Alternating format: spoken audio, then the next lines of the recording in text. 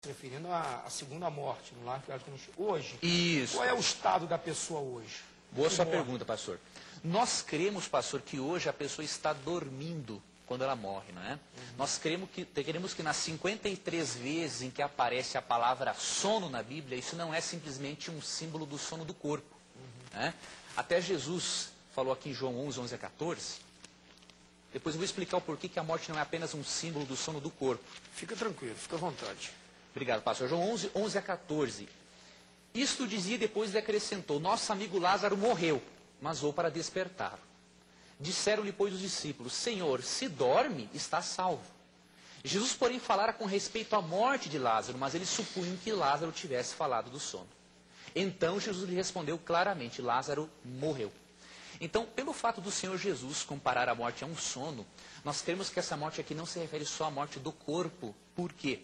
Porque em Ezequiel 18, verso 20, é dito o seguinte: a alma que pecar, essa morrerá. É claro que eu reconheço que a palavra alma na Bíblia, nefesh no hebraico, ou nechamar, tem muitas traduções. Mas o sentido primário dela é o de Gênesis 2,7. Diz assim: Deus fez o homem do pó da terra, soprou nas suas narinas o fôlego de vida e ele passou a ser uma alma vivente. Ou seja, a Bíblia diz que o homem é uma alma e não uma alma. Então nós não cremos no conceito platônico de divisão da Bíblia, né, que haja na Bíblia uma divisão entre mente, espiritualidade e corpo. Né? Então nós cremos que a morte é um sono, assim como Jeremias 51, 57 fala que a morte é um sono, Daniel 12, verso 2 compara a morte a um sono, Paulo faz a mesma coisa em 1 Tessalonicenses 4, 13, não é? E Jesus em João 11, 11 a 14. E Apocalipse 14, 13, para fechar, né, minha participação, mas deixar o pastor falar também, não é? Apocalipse 14, 13 menciona que além da morte ser um sono, é um repouso. Então a pessoa está repousando. Então nós cremos que a pessoa está dormindo, sem sentir nada, é um sono sem sonhos, até a volta do Senhor Jesus, quando haverá a ressurreição.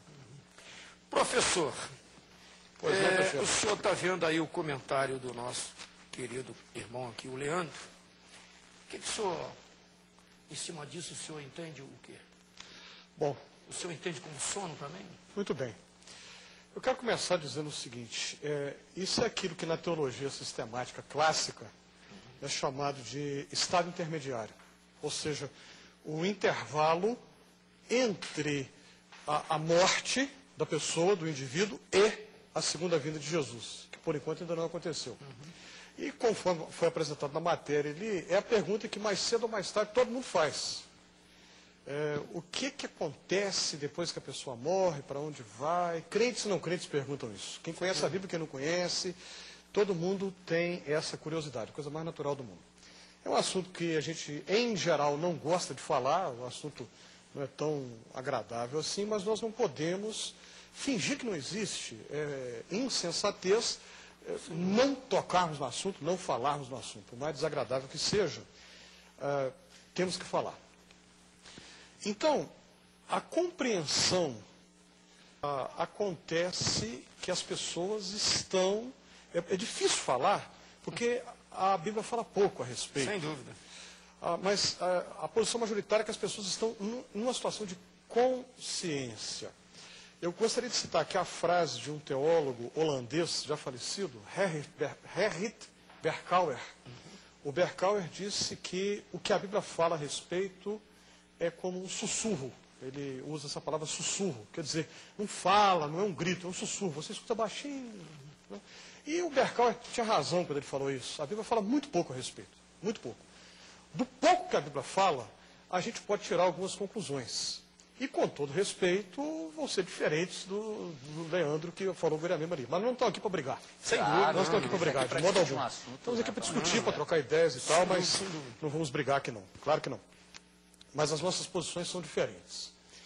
A Bíblia usa, de fato, o verbo dormir, claro. Mas a gente entende que é uma linguagem metafórica e é um eufemismo. Eufemismo é aquela figura de linguagem que a gente quer diminuir a força de uma situação, então a gente usa uma outra expressão para se referir.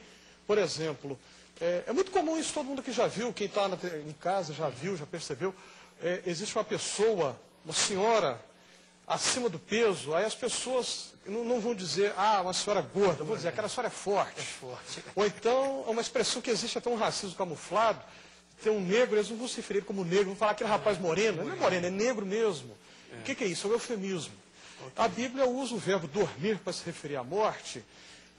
Eu entendo particularmente, e me permito repetir, a posição majoritária do cristianismo é essa, que o verbo dormir é um eufemismo, porque há passagens que expressam claramente uma perspectiva de consciência após a morte. Por exemplo, Paulo, quando ele escreve aos Filipenses, ele diz, eu prefiro partir e estar com Cristo, que é incomparavelmente melhor do que estar aqui. Estar com Cristo... Filipenses 1:23. 1:23, exatíssimo. Estar com Cristo como um sono sem sonhos, não faz sentido. Não faz sentido nenhum. O mesmo Paulo, quando escreve aos Coríntios, 2ª Epístola, capítulo 5, ele fala... 8, exato, ele fala habitar com o Senhor após a morte. A gente encontra também João de Pátiros, quando ele, no Apocalipse, ele vê as almas dos que foram decapitados por causa da palavra. E interessante que eles reclamam. Até quando o Senhor não fará justiça? Em outras palavras, nós morremos por causa do testemunho de cristãos. Tem aqueles outros na terra que vão passar a mesma coisa e o Senhor não faz nada. Até quando? Faz lembrar a linguagem dos Salmos de Lamento do Antigo Testamento, que é uma linguagem muito ousada, que normalmente nós nunca usamos nas nossas orações.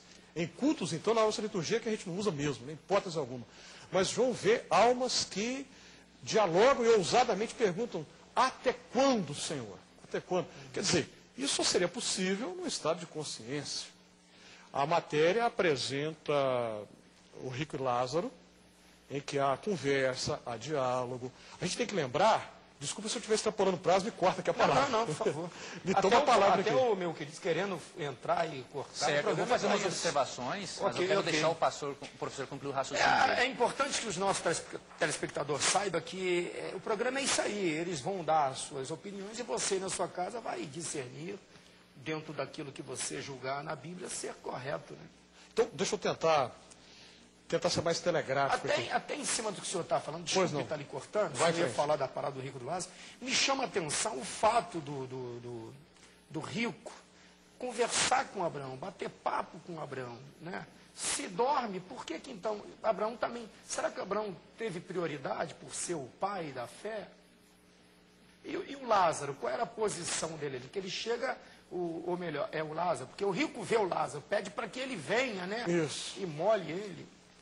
Como é que ele viu o Lázaro? Eu não me basei nem pelo Lázaro, me basei pelo próprio Abraão. Será que Deus daria prioridade? Não poderia, ele não faz acepção de pessoas. Não sei se o senhor está entendendo o que eu estou dizendo. Acho que sim, mas respeitosamente, eu acho que essa nem é a questão principal.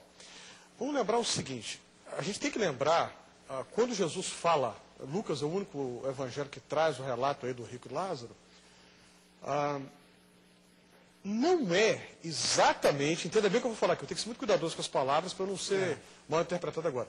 Não é exatamente uma questão doutrinária, porque a questão ali é social. Jesus, no contexto, Jesus condena a atitude não solidária de pessoas que tinham como razão da vida a acumulação de riquezas. Aí Jesus conta a parábola do rico e Lázaro. Agora, ao mesmo tempo, a gente tem que reconhecer também que é óbvio que Jesus ensina sim.